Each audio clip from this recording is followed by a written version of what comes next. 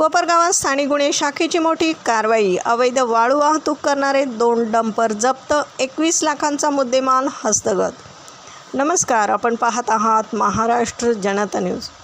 अहिल्यानगर जिल्ह्यातून अवैध वाळू वाहतुकीविरोधात एक मोठी बातमी समोर येते। कोपरगाव परिसरात स्थानिक गुन्हे शाखेने धडक कारवाई करत अवैध वाळू वाहतूक करणारे 2 डंपर जप्त केले असून 21,40,000 रुपयांचा मुद्देमाल जप्त केला आहे। पोलीस अधीक्षक मुमक्का सुदर्शन यांच्या आदेशानुसार स्थानिक गुन्हे शाखेचे प्रभारी अधिकारी हरीश भोये यांच्या पथकाने सदरची कारवाई केली आहे। पहिली कारवाई 11 जून रोजी देर्डे फाटा येथे करण्यात आली। या ठिकाणी पोलिसांनी छाप्यात 12 लाख रुपये किमतीचा डंपर आणि 20,000 रुपयांची 2 ब्रास अवैध वाळू जप्त केली।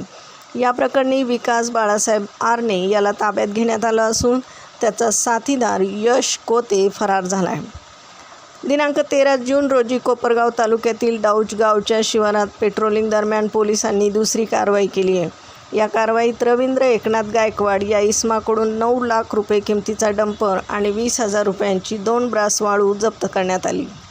सदरच्या दोन्ही कारवायांमध्ये एकूण 21,40,000 रुपयांचा मुद्देमाल जप्त करण्यात आला असून आरोपींविरुद्ध कोपरगाव तालुका आणि शहर पोलीस ठाण्यात भारतीय न्याय संहिता तसेच पर्यावरण कायद्यान्वये गुन्हा दाखल करण्यात आला आहे।